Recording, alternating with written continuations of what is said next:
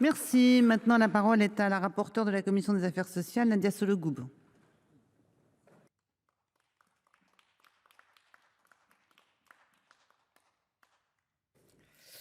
Madame la présidente, madame la ministre, madame la présidente de la commission, chère Sonia, notre collègue Sonia de la Provôté nous propose de mettre en place un registre national des cancers. Je ne suis ni médecin, ni chercheur, ni épidémiologiste.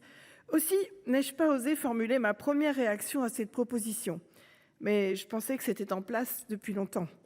Et je suis certaine que nombre d'entre vous le pensaient également. Eh bien non. Aujourd'hui en France, les indicateurs de prévalence, d'incidence, de mortalité ou de survie du cancer dont nous disposons sont des estimations au titre de l'année 2018, extrapolées à partir de 24% de la population. Tout d'abord, je dois rappeler que les registres des cancers sont des outils, des recueils de données individuelles nominatives. Concrètement, les personnels des registres, des techniciens spécialement formés, vont chercher les informations nécessaires auprès de différentes sources. Laboratoire d'anatomie pathologique, laboratoire de biologie, établissements de santé publics et privés, assurance maladie, réseau de cancérologie, centres régionaux de dépistage du cancer, afin d'assurer l'exhaustivité du repérage des patients. Ils consultent également les dossiers médicaux dans les établissements afin de recueillir tous les items indispensables à la description du patient et de sa pathologie. La composante humaine de l'investigation permet la compréhension du parcours de soins dans sa globalité. De l'avis général des spécialistes que nous avons auditionnés, le travail qui est fait au niveau du terrain conditionne la qualité des données. Aujourd'hui, un parcours de soins est haché. Il existe par nature beaucoup de données de santé, chez le généraliste, chez le pharmacien, à l'hôpital. Aller chercher ces données, cela suppose des recherches et cela prend du temps.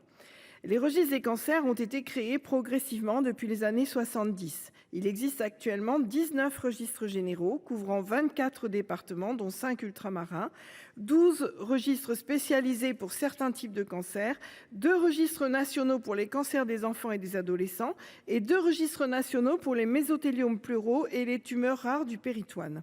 Ce sont des outils très complets dont l'unité d'enregistrement est l'individu. Les modalités de gouvernance et de financement du système sont cependant complexes. La base commune des registres, qui sont regroupés depuis 1995 au sein du réseau Francim, est hébergée par le service de biostatistique des Hospices civils de Lyon et gérée conjointement par l'Institut national du cancer, l'INCa, et Santé publique France, qui sont aussi les premiers financeurs de registres à hauteur des 2/3. Alors, souhaitons-nous soutenir dans nos politiques publiques la montée en puissance de cet outil potentiellement très puissant qui permet de mieux connaître le cancer et donc le combattre? Je rappelle que l'on parle de la première cause de décès chez l'homme et la deuxième chez la femme. Si oui, il faut d'abord écouter les opérateurs et utilisateurs de ces données qui nous demandent plus de souplesse dans leur interopérabilité et leur accès.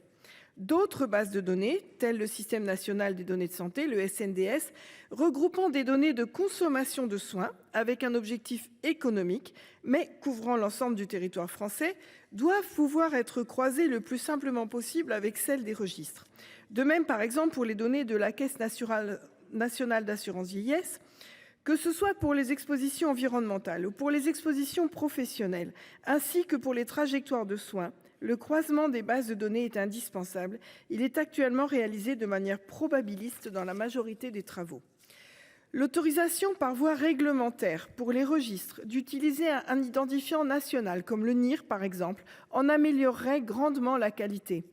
Car les données, bien évidemment, sont pseudonymisées et soigneusement encodées, ce qui respecte les exigences du RGPD, mais dans le même temps, les déconnectent du patient et empêchent d'avoir de lui une vision complète dans la durée. Dans le prolongement, il faudrait par voie réglementaire également autoriser au registre l'accès aux certificats de décès nominatifs et aux données de mortalité en général.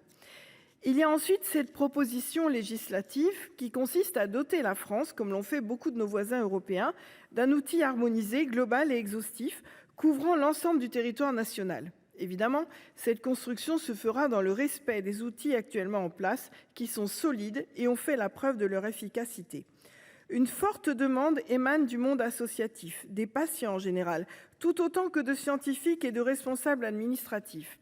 Le rapport de 2017 de Bégaud, Polton et von Lennep engageait à constituer des registres nationaux en cancérologie pour certaines molécules afin de donner tout leur potentiel aux données en vie réelle, ce qui fait toute la différence avec les recherches sur un échantillon de patients sélectionnés.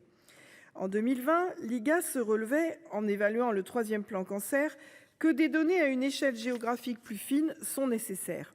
En 2021, le Haut Conseil de la santé publique plaidait pour une meilleure homogénéisation des données et la création d'un dispositif national de détection des signaux faibles. L'Académie de médecine, enfin, a appelé plus clairement en 2021 à la création d'un registre national des cancers, accompagné d'un mécanisme de déclaration obligatoire de la maladie, afin d'accélérer les remontées d'informations nécessaires à l'exercice d'une mission de surveillance sanitaire élargie.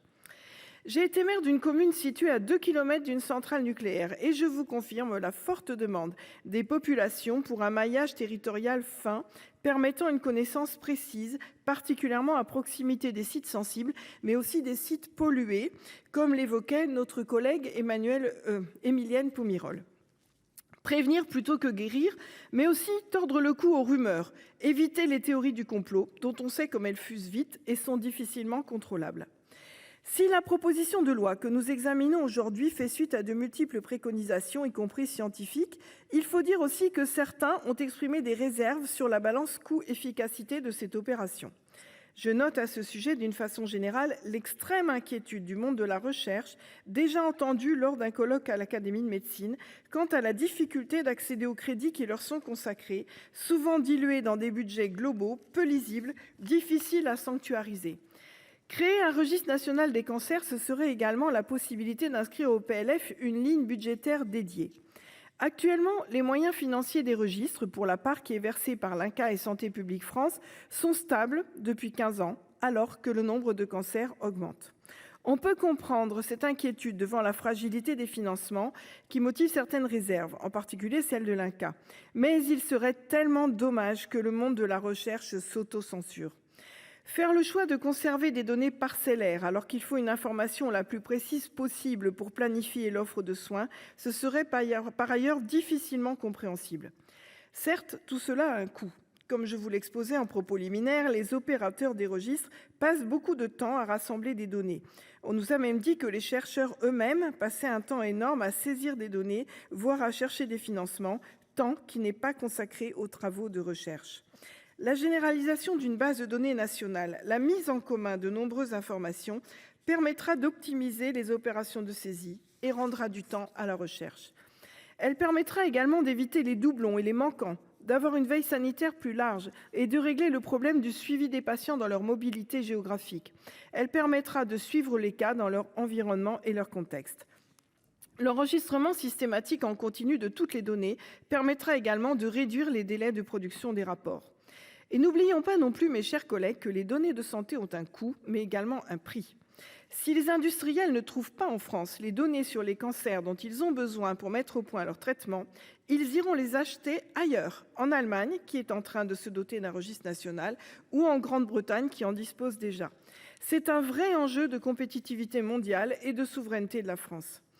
La recherche avance chaque jour, le niveau de connaissance de chaque pathologie s'affine. On ne peut plus parler désormais du cancer, mais bien des cancers, que l'on individualise de mieux en mieux.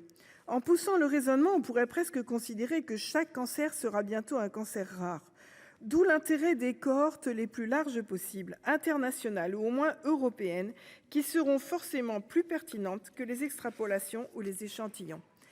Après que le plan cancer ait créé en France l'Institut national du cancer, l'INCa, qui est un modèle envié, il y a une vraie logique à mettre désormais entre ses mains un registre national des cancers qui concentrera des données fiables, exploitables et surtout extrêmement utiles. Tout cela a du sens. Alors, mes chers collègues, au moment de faire un vote qui sera observé et qui est un signe fort, nous savons ce que nous attendons d'un registre national des cancers. Il doit nous aider à sauver le plus de vies possible. Alors, donnons-lui les moyens de le faire. Je vous remercie.